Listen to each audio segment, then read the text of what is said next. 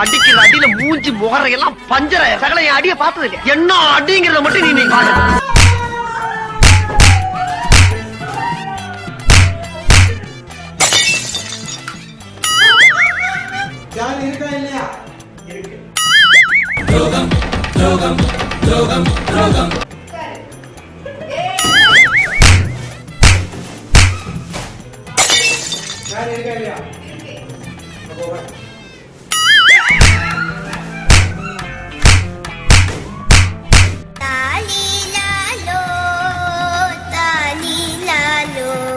இது என்ன பிரமாதம்? இது விட பெசலைட் ஒண்ணு இருக்கு.